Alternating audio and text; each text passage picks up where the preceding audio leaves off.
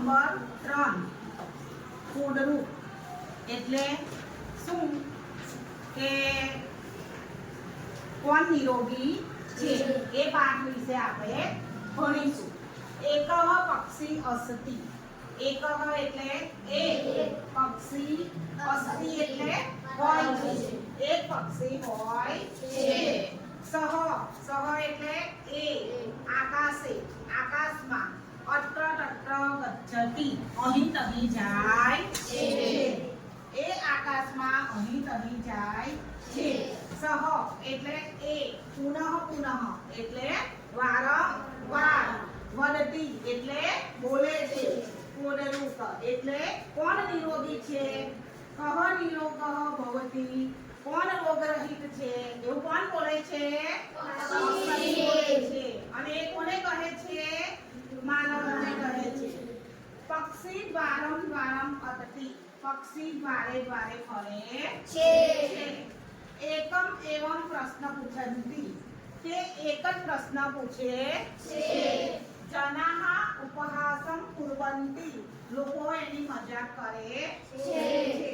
કહ અપી ઉત્તરમ ન દદાતિ કોઈ એને ઉત્તર આપતું નથી. પક્ષી નિરાશઃ ભવતિ તો પક્ષી શું થઈ જાય છે. નિરાશ થઈ જાય છે. તો હું તમને પ્રશ્ન પૂછું તે જવાબ તમે આપજો. પક્ષી ક્યાં જાય છે. કોણ બોલશે. આકાશમાં. વેરી ગુડ, બેસી જા. પક્ષી ફૂડરૂપ એટલે શું કહેવાય બેટા. કોણ બોલશે સંસ્કૃતમાં. ફૂડરૂપ એટલે કોણ નિરોગી છે. બરાબર, વેરી ગુડ, બેસી જા. પક્ષી કેમ વદતિ કોણ જવાબ આપશે. સિદ્ધાંત. પક્ષી એવું બોલે છે કે કોણ નિરોગી છે, કોણ નિરોગી છે એવું બોલે છે. Very good. ઋષિ કેમ વદતિ ઋષિ કેમ વદતિ ઋષિ શું બોલે છે. કોને આવડશે.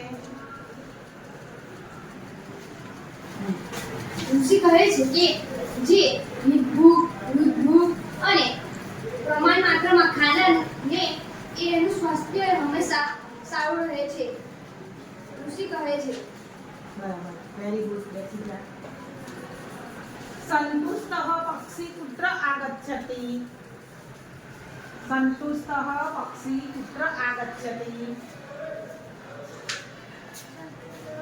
પક્ષી ઋષિ પાસે જાય છે.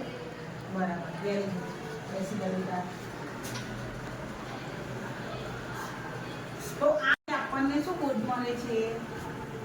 આ પાઠ પરથી આપણને એ બોધ મળે છે કે જે નીતિ અનુસાર ભોજન કરનાર, પછી જે સારા પ્રમાણમાં અહીં જો મેં લખ્યું છે આ પાઠ આપણને રોજિંદા જીવનમાં ઉપયોગી બને એ રીતે આપણને સમજ પ્રદાન કરે છે. જે ઋતુ અનુસાર ભોજન કરે છે એ જ નિરોગી રહે છે. સંતોષ પામેલું પક્ષી ઋષિની પાસે આવે છે અને એ ઋષિને નમસ્કાર કરે છે. પક્ષી તે પોતાના સ્થાને પાછું એ જાય છે. તો જે ઋતુ અનુસાર ભોજન કરે છે એ કેવું રહે છે. હિતકારી ભોજન કરનાર. અને એનો અર્થ જે છે કે હિતકારી ભોજન કરે છે તે માપસરનું જે ભોજન કરે તે હંમેશા નિરોગી રહે છે. તો આ પાઠનો અર્થ આપણો આ ફૂડરૂપનો અર્થ એ થાય છે કે જે નિરોગી હિતકારી ભોજન કરે અને માપસરનું ભોજન કરે તે હંમેશા નિરોગી રહે છે.